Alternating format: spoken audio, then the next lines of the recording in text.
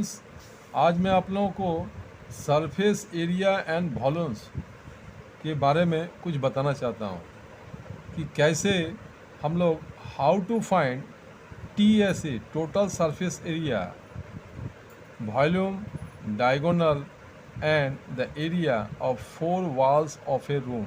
मतलब मैं आप लोगों को बताना चाहता हूँ कि क्यूबाइड के ऊपर में कुछ फार्मूलास बताना चाहता हूँ। ये सरफेस एरिया एंड वॉल्यूम्स का ही चैप्टर में से एक है। तो क्यूबाइड का हम लोग कैसे टोटल सरफेस एरिया निकालेंगे, कैसे क्यूबाइड का वॉल्यूम निकालेंगे, कैसे क्यूबाइड का डायगोनल निकालेंगे, और क्यूबाइड जैसे एक रूम है, जिस रूम में हम लोग रहते हैं, उस रूम का जो 4 वॉल्स होता है, उस रूम का जो 4 वॉल्स होता है उसका एरिया कैसे निकालेंगे। ये बहुत ही इम्पोर्टेंट है। यहाँ बहुत स्टूडेंट्स को ये परेशानी होती है, इसीलिए मैंने इस सब्जेक्ट को आज चुना है। तो चलिए शुरू करते हैं यहाँ कि कैसे हम लोग सबसे पहले टोटल सरफेस एरिया निकालते हैं एक क्यूबाइड का। तो यहाँ मैं लिख रहा हूँ कि टोटल सरफेस एरिया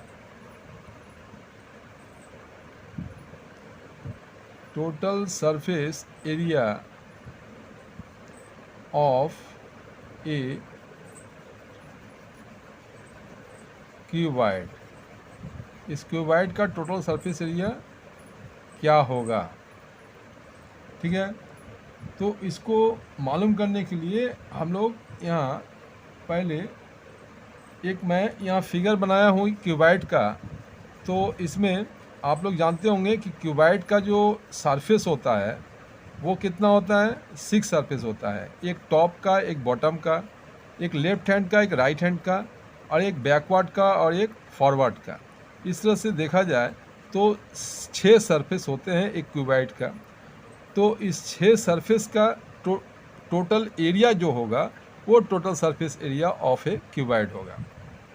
तो यहाँ सबसे पहले हम लोग लेंथ को लेट करते हैं कि length, breadth and height denote respectively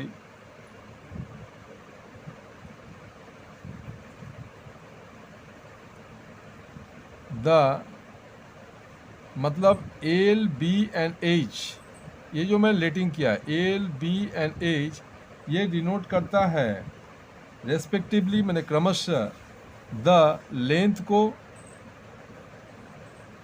मतलब लेंथ मीन्स L, और ब्रेथ को, और ब्रेथ का मतलब हुआ B, एंड हाइट,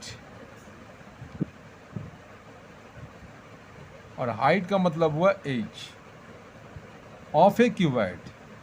एक क्यूबाइड का length, breadth and height denote करता है L को, B को और H को, ठीक है।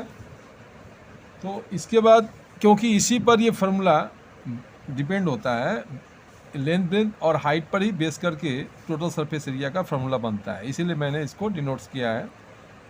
तो देयरफॉर यहाँ total surface area of the cuboid ये क्या होगा, total surface area of a cuboid equal to होगा, देखिए मैं इस फिगर के अनुसार आप लोगों को समझा देता हूँ कैसे इसका टोटल सरफेस एरिया हम लोग ज्ञात करते हैं।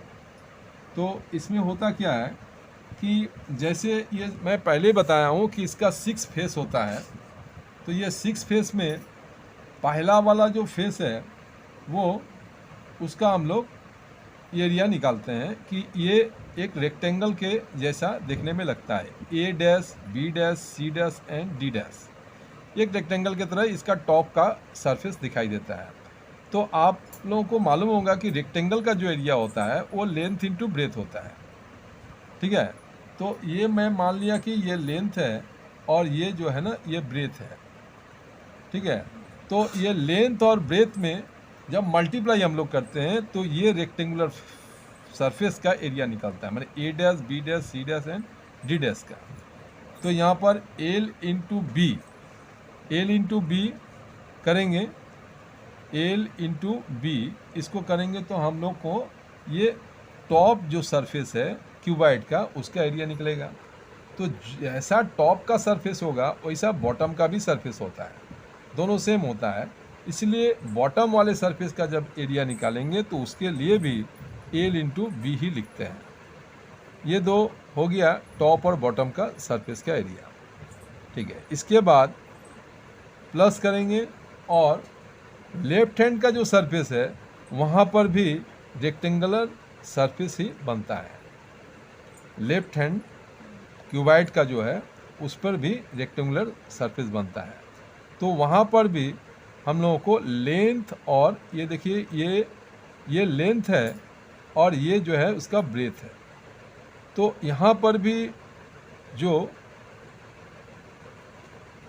ये ब्रेथ यहाँ पर लेफ्ट हैंड में मैंने यहाँ लिखा है कि ये ब्रेथ है और ये हाइट है और यहाँ से ये जो है ये लेंथ है। तो यहाँ पर हम लोगों को ये ब्रेथ और ये हाइट को मल्टीप्लाई करने से लेफ्ट हैंड सरफेस का एरिया मिलता है। इसीलिए यहाँ ब्रेथ इंटू हाइट करने से इसका एरिया मालूम होता है। तो यहाँ पर भी ब्रेथ इंटू हाइट और प्लस ब्रेथ इंटू हाइट लिखेंगे। और इसका भी दो सरफेस है इसीलिए मैंने इसको दो बार लिखा है, breath into height plus breadth into height. अब बैकवर्ड और फॉरवर्ड इसका भी एरिया निकालना है। तो बैकवर्ड में देख रहे हैं कि हमको क्या मिलता है कि ये लेंथ जो है ना ये लेंथ मिलता है, ये लेंथ ये पीछे का जो है, और ये हाइट मिलता है ये रेक्टेंगुलर सरफेस में। रेक्टेंगुलर फेस में जो ये आता है लेंथ और ये हाइट, तो लेंथ हाइट को मल्टीप्लाई करने से इसका बैकवर्ड का जो फेस है उसका भी एरिया मिलता है। इसीलिए यहाँ पर लिखेंगे लेंथ इंटू हाइट और फिर ये बैकवर्ड का और फॉरवर्ड का दोनों का फेस सेम होता है, इसलिए यहाँ भी लेंथ इंटू हाइट दो बार लिखेंगे। तो देखिए ये डबल करके सब चीज़ हो रहा है, लेंथ इंटू ब्रेथ, ये टॉप बटम का हो गया, ये लेफ्ट हैंड का लेफ्ट साइड का और राइट साइड का ब्रेथ इंटू हाइट हुआ, और ये बैकवर्ड का और फॉरवर्ड का लेंथ इंटू हाइट और लेंथ इंटू हाइट हो गया। तो देखा जा रहा है कि ये सब चीज़ जो है ये डबल करके हो रहा है। तो डबल करके हो रहा है इसीलिए हम लोग क्या लिखेंगे इसको, ये 2 into length into breadth plus 2 into breadth into height plus 2 into length into height. अगर हम लोग इस 2 को कॉमन ले लेते हैं तो यहाँ ब्रैकेट में जो बचता है length into breadth plus breadth into height plus length into height. तो स्टूडेंट्स ये जो स्क्वायर यूनिट जो बनता है एरिया के लिए, तो स्क्वायर यूनिट ही होता है, ये आ गया आपका total surface area of a cuboid का, ये फार्मूला आप देख रहे हैं। इसके बाद मैं बताने जा रहा हूँ कि कैसे हम लोग वॉल्यूम निकालते हैं क्यूबाइड का।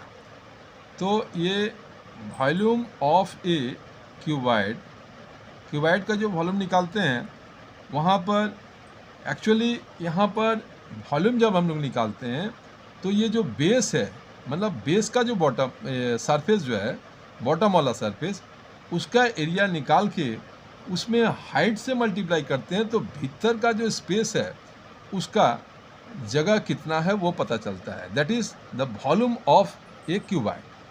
तो मैं वही चीज़ लिखने जा रहा हूँ कि एरिया ऑफ द बेस, मतलब बेस किसका, क्यूबाइड का, यानी कि बॉटम का जो फेस है वो, और area of the base into इसके साथ होगा हाइट ऑफ द मैंने क्यूबाइड। तो यहाँ पर लिख देता हूँ हाइट, HEIT, हाइट।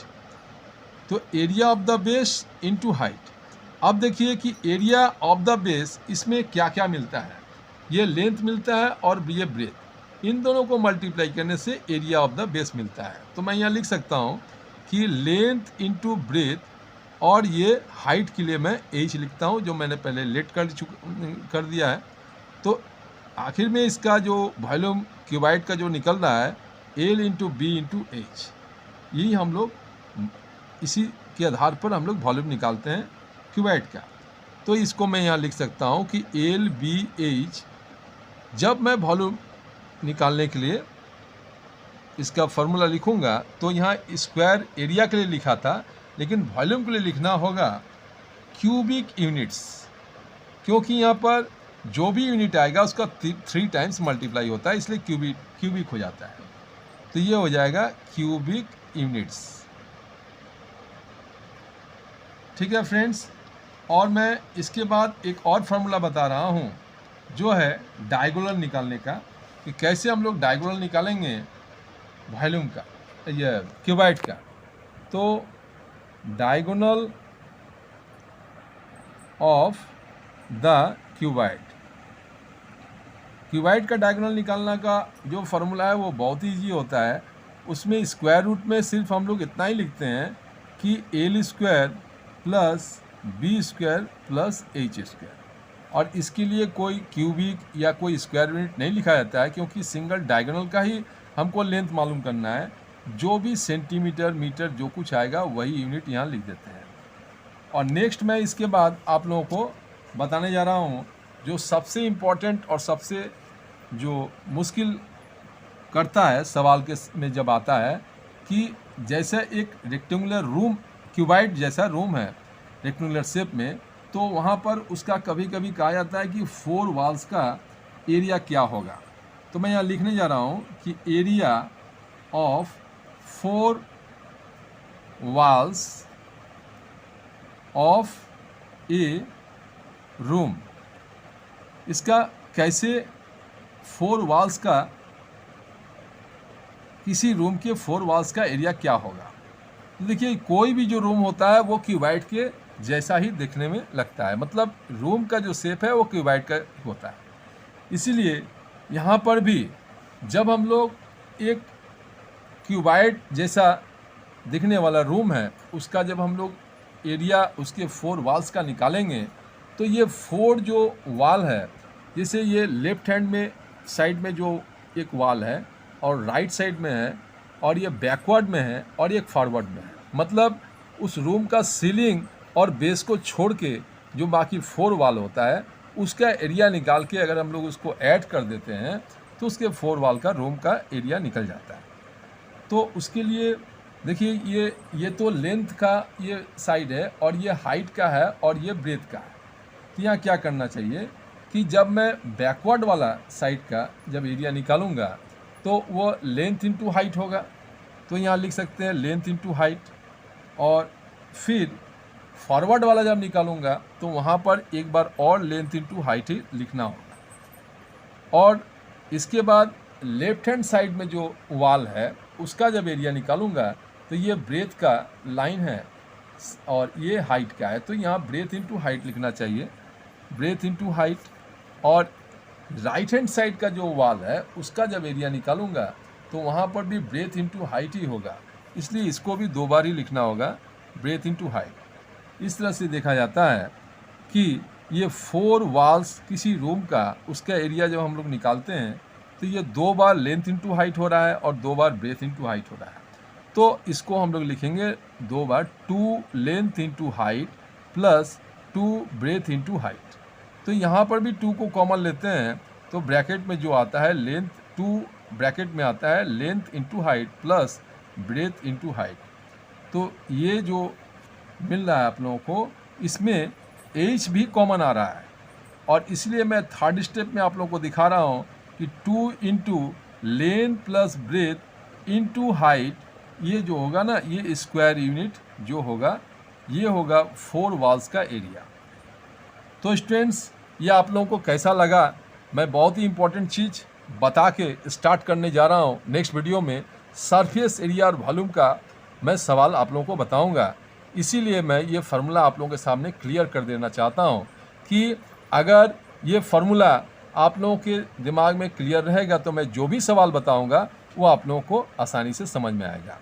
ये वीडियो अच्छा लगे तो इसको लाइक सब्सक्राइब ज़रूर कीजिएगा, और मैं आने वाले नेक्स्ट वीडियो में इस पर जितना भी बेस्ट करके जो भी कठिन से कठिन सवाल होगा आप लोगों को बताऊंगा। तो इसे देखने के लिए धन्यवाद।